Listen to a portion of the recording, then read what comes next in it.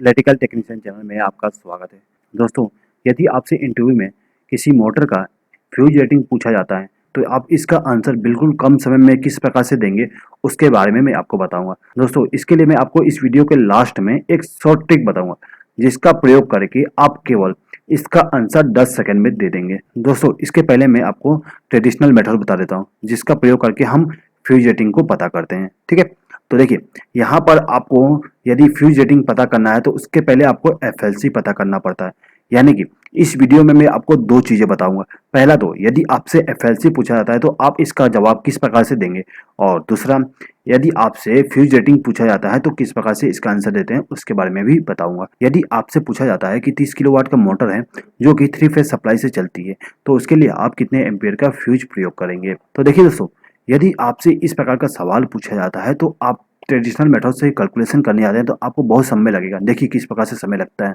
अभी देखिए, यहाँ पर हमें इसका आंसर पता करने के लिए हमारे पास तीन चीज़ें होना चाहिए, जैसे कि किलोवाट, वोल्टेज और पावर फैक्टर। ठीक है, अभी देखिए यहाँ पर हम इस फॉर्मूला का प्रयोग करके इसका आंसर निकाल सकते हैं।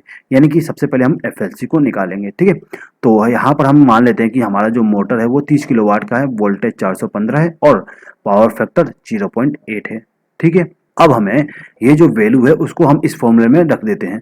तो यहाँ पर हमने इसको रख दिया है। ठीक है, अब हम इसको कैलकुलेट करते हैं तो हमारा जो आंसर आता है 52.17 एम्पियर आती है। ठीक है दोस्तों, यहाँ पर हमारे पास एफएलसी है अभी 52.17 एम्पियर। ठीक है, तो अब हम इस एफएलसी को क्या करते हैं, 1.25 से मल्टीप्लाई करते हैं। दोस्तों, हमारा जो फ्यूज होता है उसको हम एफएलसी से 1.25 गुना यूज करते हैं। यानी कि एफएलसी से 1.25 गुना ज़्यादा होना चाहिए। ठीक है, यदि हम इसको मल्टीप्लाई करते हैं तो हमारा जो आंसर आता है वो आता है 65.21 एम्पियर। दोस्तों, यहाँ पर हम 65 एम्पियर से ज़्यादा वाले फ्यूज रेटिंग का उपयोग करेंगे, क्योंकि इस मार्केट में 65 एम्पियर का फ्यूज नहीं आता है। तो हम यहाँ पर 80 एम्पियर का फ्यूज उपयोग करेंगे। ठीक है दोस्तों, अब देखिए, यदि यही सवाल आपसे हॉर्स पावर में पूछा जाता है तो आपको क्या करना होता है कि जो हॉर्स पावर है उसको सबसे पहले किलोवाट में कन्वर्ट करना होता है। ठीक है, और इसको कन्वर्ट करने के बाद हम सेम फॉर्मूला को यूज करके इसका आंसर निकाल सकते हैं। ठीक है दोस्तों, देखिए यहाँ पर जो हॉर्स पावर होता है उसको किलोवाट में कन्वर्ट करने के लिए क्या करते हैं, हॉर्स पावर को 0.746 से मल्टीप्लाई करते हैं। जब हम इसको हॉर्स पावर को इससे मल्टीप्लाई करते हैं तो किलोवाट में कन्वर्ट हो जाती है। ठीक है, वही सेम चीज की है हमने यहाँ पे, हॉर्स पावर को 0.746 से मल्टीप्लाई किए, उसके बाद जो वैल्यू है उसको पुट करेंगे तो हमारा एफएलसी मालूम चल जाएगा।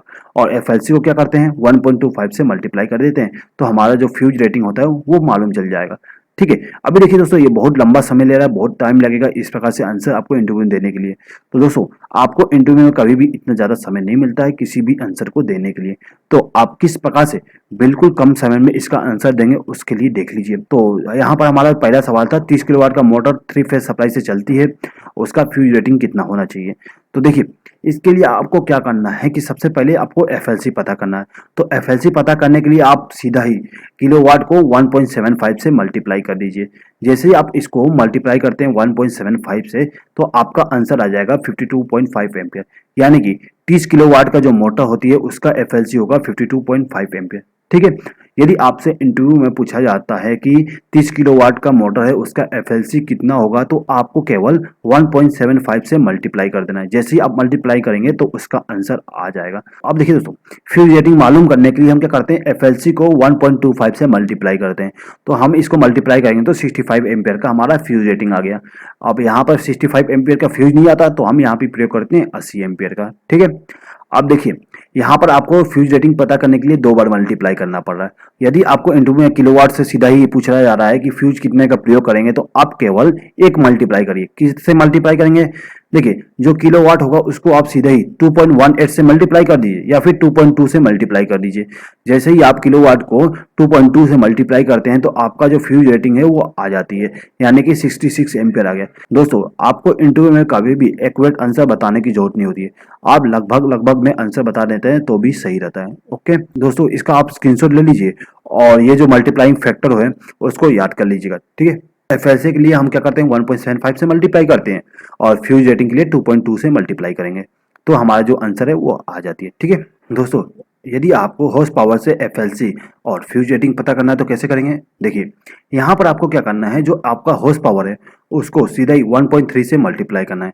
जैसे ही आप हॉर्स पावर को 1.3 से मल्टीप्लाई करते हैं तो आपको यहाँ पे एफएलसी मालूम चल जाता है, यानी कि आपका मोटर फुल लोड पे कितना करंट देगी उसके बारे में मालूम चल जाएगा। ठीक है, अभी देखिए यहाँ पर हम 40 हॉर्स पावर को 1.3 से मल्टीप्लाई करते हैं तो 52 एम्पियर आ रहा है। ठीक है, अब देखिए दोस्तों, अब हमें इसका फ्यूज रेटिंग पता करना है। तो फ्यूज रेटिंग पता करने के लिए क्या करते हैं, एफएलसी को 1.25 से मल्टीप्लाई करते हैं तो इसका आंसर आ जाएगा 65 एम्पियर। ठीक है, तो देखिए दोस्तों, यहाँ पर हमें 2 बार मल्टीप्लाई करना पड़ेगा। तो हम एक बार मल्टीप्लाई करके इसका आंसर किस प्रकार से निकालेंगे उसके बारे में देख लीजिए। आपका जो हॉर्स पावर है उसको मल्टीप्लाई करना है 1.62 से या फिर 1.6 से। जैसे ही आप इसको हॉर्स पावर को 1.62 से मल्टीप्लाई करते हैं तो इसका आंसर आ जाता है 64.8 एम्पियर। इसका आंसर आपको मिल गया। तो दोस्तों यहाँ पे आपने क्या किया, केवल एक बार मल्टीप्लाई करके आपका जो फ्यूज रेटिंग है उसको पता कर लिए। दोस्तों आप इस वीडियो को पुश करके इसका स्क्रीनशॉट ले लीजिए, जिससे आप इसका जो मल्टीप्लाइंग फैक्टर है उसको याद कर सकें। ठीक है दोस्तों आई होप कि आपको ये वीडियो पसंद आया होगा। अगर आपको ये वीडियो पसंद आए तो प्लीज़ इस वीडियो को लाइक कर दीजिएगा और अपने फ्रेंड्स के साथ शेयर कर दीजिएगा।